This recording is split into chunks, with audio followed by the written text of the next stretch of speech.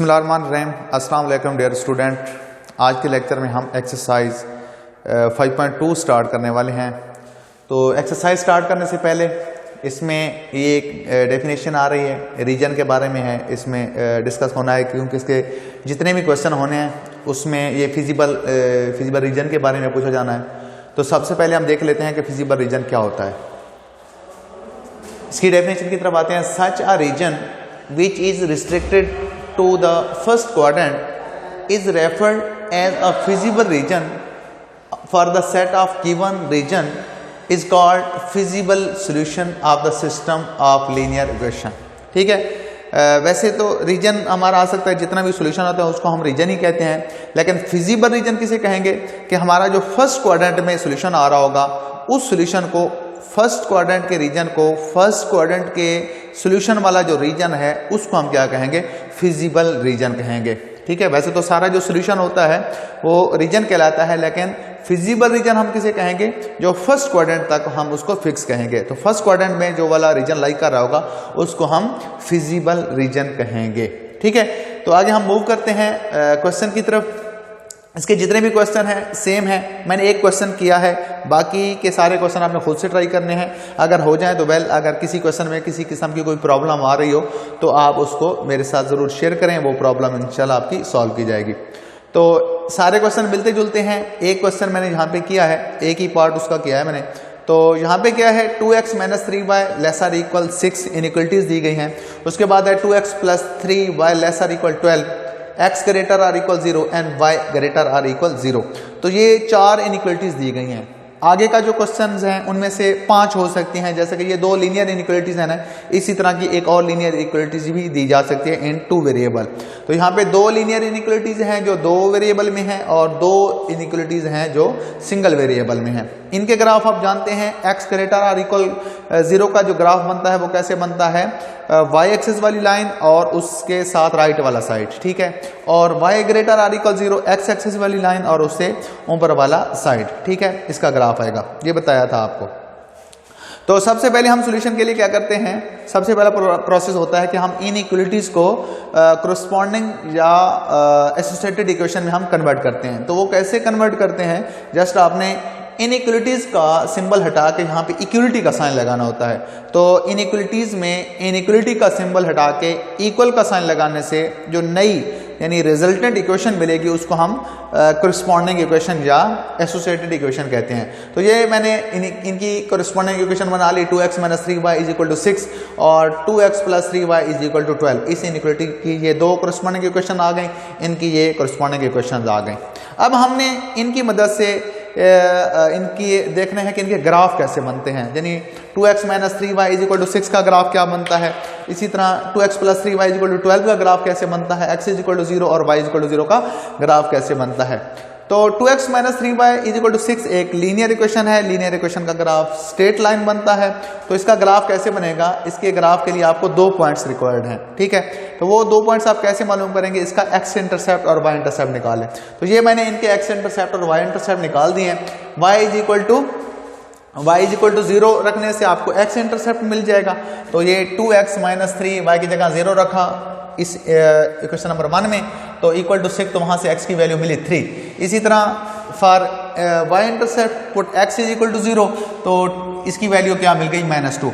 Means के इस equation से जो आपकी लाइन बनेगी वो x एक्सेस पे लाइंस L1, अगर उसको मैं L1 कह दूं तो वो वाली line L1 cut x axis at 3,0 and y axis at 0,-2। तो इसका ग्राफ जो बनेगा वो कुछ ऐसे बनेगा। ठीक है, ये वाला पॉइंट अगर हम इसको क्या कह दें, ये पॉइंट बन जाएगा कौन सा बना है, 3,0 और दूसरा कौन सा है, 0,-2। ठीक है, अब आप इसकी यहीं पे भी देख लें इसकी शेडिंग कैसी बन रही है। अगला स्टेप हमारा क्या होता है कि हमने इसकी शेडिंग करनी होती है। ठीक है, तो लाइन सॉलिड लेंगे या डॉटेड लाएंगे, चूंकि इक्वलिटी का साइन भी है इनइक्वलिटी में, ये देखें इक्वलिटी का साइन है इनइक्वलिटी में, लिहाजा ये सॉलिड लाइन ही बनेगी। ठीक है, अगर जस्ट लेस देन होता तो फिर डॉटेड लाइन बनाते। उसके बाद इसकी शेडिंग करनी है इसके इस साइड पे या इस साइड पे, तो उसके लिए हम क्या करेंगे, ओरिजिन टेस्ट यूज करते थे। तो ओरिजिन टेस्ट के लिए आप यहाँ पे 0 0 लगाएं, यहाँ पे 0 रखें, यहाँ पे भी 0 रखें, तो 0 - 0 आंसर आएगा, तो 0 आता है, तो 0 इज लेस देन 6 है। जब आपने टेस्ट लगाना होता है तो जस्ट आपने लेस देन या ग्रेटर देन वाला जो सिंबल यूज हो रहा है इनइक्वलिटी में वही यूज करते हैं। तो यहाँ पे टेस्ट आ रहा है, टेस्ट का आंसर आ रहा है 0 लेस देन 6, मीन्स के ट्रू आ रहा है, तो ओरिजिन की तरफ इस लाइन की क्या होगी, शेडिंग होगी ओरिजिन की तरफ। ठीक हो गया। इसके बाद हम दूसरी इनइक्वलिटीज से जो इक्वेशन मिली है इसका ग्राफ देख लेते हैं। इसके लिए एक्स इंटरसेप्ट और वाई इंटरसेप्ट निकालें, तो फॉर y = 0 x की वैल्यू आ रही है 6 और फॉर x = 0 y की वैल्यू आ रही है 4। मीन्स के इस इक्वेशन से जो स्ट्रेट लाइन बन रही है वो x एक्सिस के इस पॉइंट पे कट कर रही है और y एक्सिस के इस पॉइंट पे कट कर रही है। ठीक है, तो लिहाजा इनकी मदद से अगर इसका ग्राफ बनाए एक्स वाई कोऑर्डिनेट सिस्टम में, तो इसका ग्राफ कुछ यूं बन रहा है, यानी ये वाला पॉइंट बन जाएगा 0,4 और ये वाला पॉइंट कौन सा है 6,0। ठीक है, तो इनकी अब हमने शेडिंग करनी है, 0 0 पुट करें तो इस इनइक्वलिटी में जाके इस सिंबल को हटा के यानी 0 0 रखें तो 0 लेस देन 12 आ रहा है, ये भी ट्रू हो रहा है, तो इसकी शेडिंग भी किधर होगी, ओरिजिन की तरफ ही होगी। ये सारे मैंने उधर लगाने हैं, फिर हमने वहाँ पे अपना फिजिबल रीजन बताना है। उसके बाद x ग्रेटर आर इक्वल 0 है, तो x ग्रेटर आर इक्वल 0 का जो ग्राफ बनेगा वो कैसे बनेगा, x ग्रेटर आर इक्वल 0 के लिए वर्टिकल लाइन मिलेगी। ठीक है, और उसके साथ उसकी शेडिंग किधर होगी, इस साइड पे, यानी राइट हाफ प्लेन मिल जाएगी। ठीक है, इसी तरह y ग्रेटर आर इक्वल 0 के लिए जो ग्राफ बनता है x एक्सिस वाली लाइन और इससे ऊपर वाला हिस्सा, तो इन सारों को अगर हम शेड करें तो वहाँ से हमें क्लियर हो जाएगा कि हमारा टोटल रीजन क्या आ रहा है और उसमें से फिर फिजिबल रीजन क्या है। तो ये आप ये लाइन इनको नेम दे दें, ये L1 है, ये L2 है, इस लाइन को आप L3 कह दें और इसको L4 कह दें। तो L1 की शेडिंग किस तरफ है, डिफरेंट मार्कर से आप शेप करेंगे, इसको ग्राफिंग करेंगे तो आपको सॉल्यूशन फाइंड करने में इजी रहेगा। ठीक है, तो L1 की जो शेडिंग है वो ओरिजिन की तरफ है, मीन्स के ये वाली इसकी शेडिंग है, इसकी शेडिंग क्या आएगी, इस तरफ आएगी, ओरिजिन की तरफ।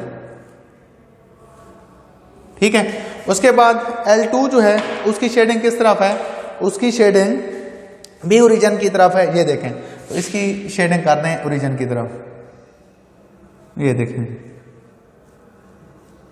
ठीक है, इसकी ओरिजिन की तरफ इसकी शेडिंग भी हो गई। उसके बाद अगली लाइन कौन सी आ रही है, उसके बाद नेक्स्ट आ रही है x ग्रेटर आर इक्वल 0, तो ये वाली लाइन है और अपवर्ड है इसकी शेडिंग, तो ये वाला हिस्सा इसका शेडिंग में आ रहा है।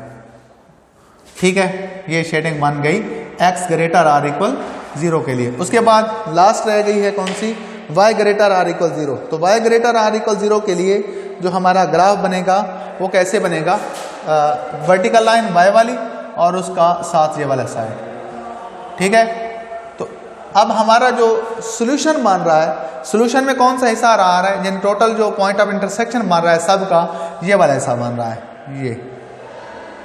ये वाला हिस्सा जो है ये क्या आ रहा है, यही सोल्यूशन मान रहा है, क्योंकि इसमें जो जितने भी ये सोल्यूशन आ रहा है ये सब लाइन का पॉइंट ऑफ इंटरसेक्शन है, सब लाइन का ये सोल्यूशन है, क्योंकि इस लाइन का जो सोल्यूशन है ये वाला, इस लाइन का सोल्यूशन ये हिस्सा, तो x ग्रेटर आर इक्वल 0 से ये वाला हिस्सा, y ग्रेटर आर इक्वल से ये वाला हिस्सा, तो ये वाला जो हिस्सा है ये सब में आ रहा है। तो इसमें अगर आप गौर करें तो ये वाला जो हिस्सा है ये किस में आ रहा है, फर्स्ट क्वाड्रेंट में आ रहा है। क्या आ रहा है, ये वाला हिस्सा फर्स्ट क्वाड्रेंट में आ रहा है।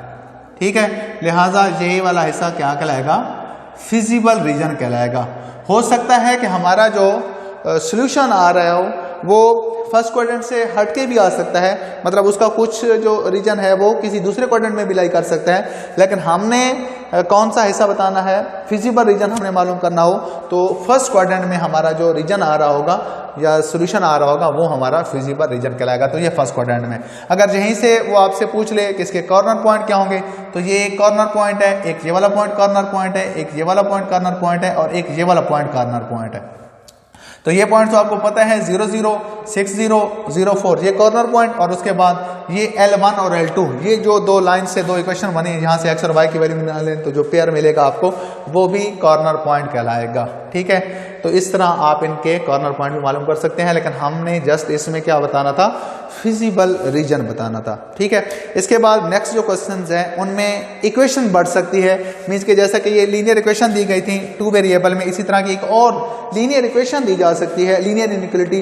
तो वहां से आप लीनियर इक्वेशन बना लेंगे, उसका आप लाइन बना लें, ठीक है, इधर आके उसको ग्राफ ड्रा कर लें, तो वो एक और लाइन इसमें शामिल हो जाएगी, उसका उसी तरह एक्स इंटरसेप्ट और वाई इंटरसेप्ट निकाल के यहाँ पे ड्रा कर देंगे, तो उसका आप सोल्यूशन मालूम कर सकते हैं। बाकी मेथड सेम है, खुद से आप कर सकते हैं। ठीक हो गया जी, आज का लेक्चर यहाँ तक था। अल्लाह हाफिज़।